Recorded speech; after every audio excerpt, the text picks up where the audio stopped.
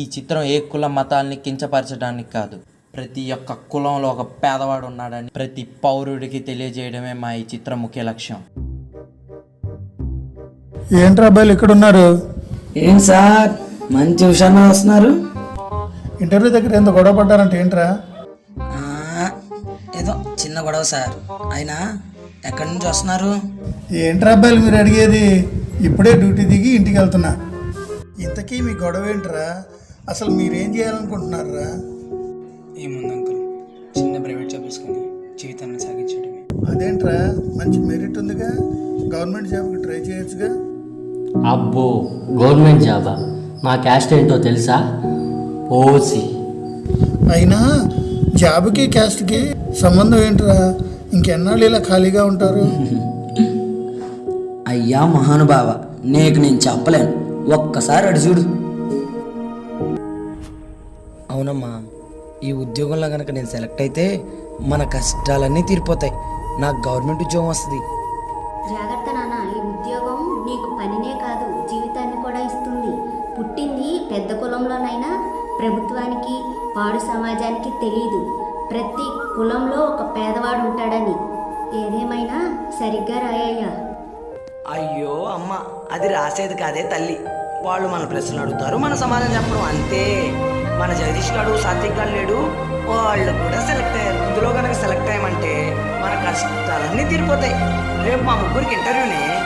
జాగ్రత్త నాన్న, సరిగ్గా సమాధానం చెప్పండి. సరే వస్తాను, జాగ్రత్తగా ఇంటికి వచ్చాయి.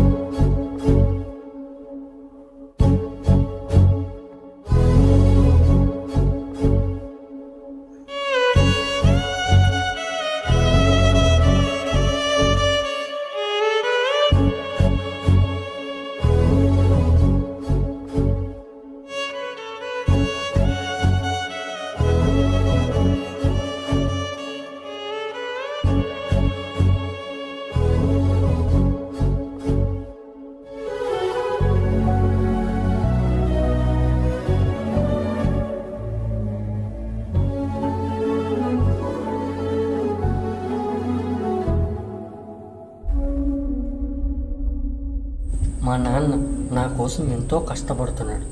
ఆయన నాకు తల్లి లేకపోయినా తల్లి ప్రేమ తగ్గకుండా పెంచాడు. ఈ జాబ్తో నా కష్టాలన్నీ తీరాయి.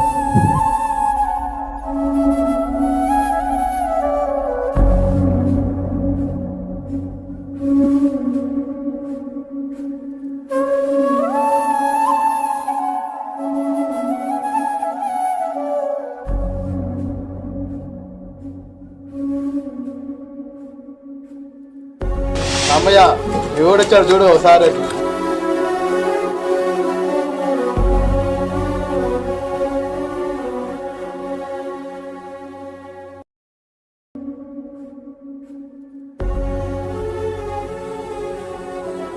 నాన్న, నాకు రైల్వే జాబ్ ఇంటర్వ్యూ లెటర్ వచ్చింది.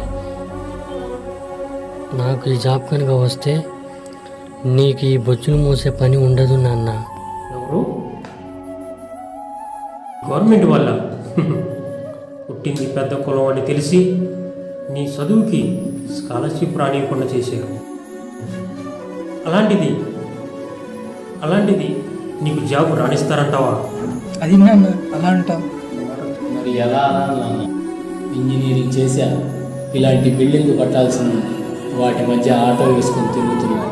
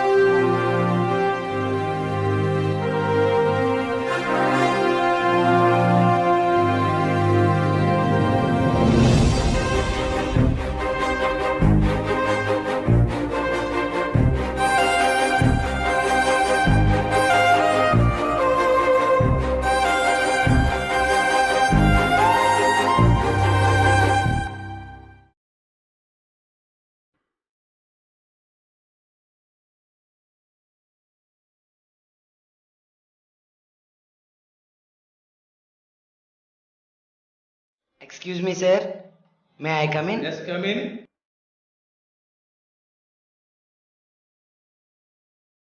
Sit down. Good morning sir. Very good morning. What is your name?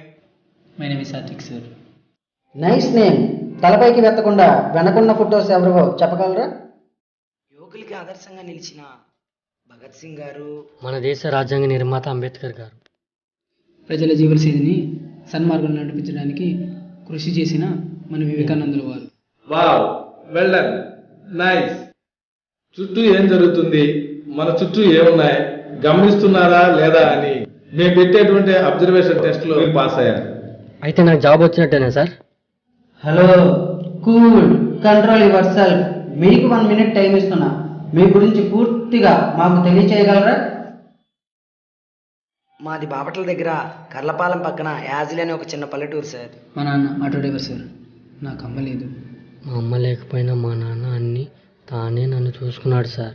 Merit ఉండి కూడా రిజర్వేషన్ అనే ఒక్క చిన్న పదంతో ఉద్యోగానికి దూరం అయ్యి ఆటో డ్రైవర్లుగా మారిన మా నాన్న లాంటి ఎందరో స్టూడెంట్స్ కోసం రిజర్వేషన్ అనే ఒక్క చిన్న సూత్రాన్ని తొలగించలేరు సార్. అప్పట్లో మీరు రిజర్వేషన్ కల్పిస్తున్న క్యాస్ట్ వారు మాత్రమే పేదవారు అయి ఉండొచ్చు సార్, కానీ టుడే ప్రతి క్యాస్ట్లో పేదవాడు ఉన్నాడు సార్. పైనుండి 1000 పోస్టులు భర్తీ కోసమని వస్తే అందులో ఎమ్మెల్యేలు, ఎంపీలు, మంత్రులు రికమెండేషన్స్ అని చెప్పి 400 పోస్టులు నొక్కేస్తున్నారు సార్. మరో 200 పోస్టులు ఈ పైవాడు లంచాలు నూకి ఇంటర్వ్యూ లేకుండా చేస్తున్నారు. మిగిలిన 400, 300 పోస్టుల రిజర్వేషన్ తీసేస్తారు సార్. మిగిలిన 100 జాబ్స్లో మీరు కొన్ని నొక్కేస్తున్నారు. ఇంకేంటి సార్ మాకు మిగిలేది? చిప్ప. ఇదిగో ఈ చదువుకున్న సర్టిఫికెట్ల చిప్ప. ఒకప్పుడు వీటిని తీసుకొని బయటికి వెళ్తే వీటిని పెట్టుకొని డబ్బులు ఇచ్చేవారు సార్. ఇప్పుడు వీటిని చిత్తు కాగితాల్లో చూస్తున్నారు సార్. చిత్తు కాగితాల్లో చూస్తున్నారు సార్. ఆ రిజర్వేషన్ ఉన్న వాళ్ళు మెరిట్ ఉన్న వాళ్ళకి ఇస్తున్నారా అంటే అది లేదు. మీకు లంచాలు ఇస్తున్న వాళ్ళకి మాత్రమే ఇస్తున్నారు. వాళ్ళల్లో కూడా ఎంతో మంది కష్టపడి చదివి జాబ్ రాక రోడ్డు వెంబట తిరుగుతున్న వాళ్ళు ఉన్నారు సార్, ఉన్నారు. క్యాస్ట్కు విలువిచ్చి క్వాలిఫికేషన్ వెనక్కి నెట్టేస్తున్నారు కాబట్టే సార్ మన భారతదేశం ఇంకా అభివృద్ధి చెందుతూనే ఉంది. క్యాస్ట్ కాకుండా ఇతర దేశాల్లాగా క్వాలిఫికేషన్కి విలువిస్తే మన భారతదేశాన్ని బీట్ చేసేవాడు మరొకడు ఉండేవాడు కాదేమో. బహుశా అందుకనేనేమో ప్రైవేట్ కంపెనీలు అప్పులు ఇచ్చే స్థాయిలో ఉన్నాయి, మనం మన గవర్నమెంట్లు అప్పులు తీసుకునే స్థాయిలో ఉన్నాం. నాటి రాజ్యాంగాన్ని మార్చి నేటి రాజ్యాంగాన్ని మా యువతరం రాస్తుంది సార్. ఇందులో నో వాల్యూ ఆఫ్ మెరిట్ అనే పదానికి స్థానం లేదు. వాల్యూ ఆఫ్ మెరిట్ అనే పదానికి మాత్రమే స్థానం ఉంటుంది. కులాలకి మతాలకు కాదు రిజర్వేషన్, క్వాలిఫికేషన్ మాత్రమే రిజర్వేషన్. కంటెంట్ ఉన్న ప్రతి ఒక్కరికి జాబ్ వచ్చేలా చేయడమే నేటి రాజ్యాంగ లక్ష్యం. ఒక్కసారి ఆలోచించండి సార్, రేపు మీ పిల్లల పరిస్థితి కూడా ఇదే కావచ్చు. ఇక క్యాస్ట్లకి, రిజర్వేషన్స్కి, జాబ్స్ రాల మధ్య కలహాలు తీరింది లేదు, మతాల మధ్య ఐక్యత ఏర్పడింది లేదు. ఇలానే చూస్తూ పోతే మెరిట్ అనే పదాన్ని మనం మర్చిపోయి లంచం అనే మద్యం మత్తులో మునిగి తేలుతూ ఉంటే మన భారతదేశంలో మళ్ళీ స్వాతంత్ర పోరాటం తప్పదు. అప్పుడు తెల్లవాళ్ళని తరవడానికి చేసిన పోరాటం ఇప్పుడు మనలో మనమే, మనలో ఉన్న నేను మాత్రమే అన్న స్వార్థాన్ని తరవడానికి చేయవలసి ఉంటుంది. సార్ ఏంటి కన్నీళ్ళు వస్తున్నాయా? ఎంతకు మీకు జాబ్ ఎలా వచ్చింది సార్? మీ మెరిట్ ఎంత సార్?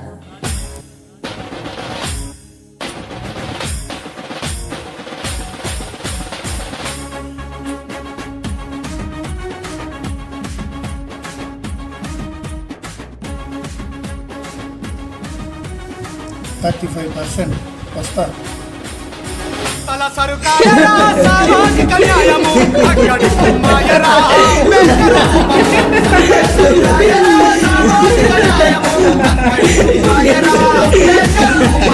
ఆశయమని నినాదం, స్వార్థానికి ఉద్యమం, ఇతని జాతని చెప్పి పవితను కోసిన సరుకాయరా. సామాజిక న్యాయము అక్కడి బొమ్మాయరా. అంబేద్కర్ రూపము.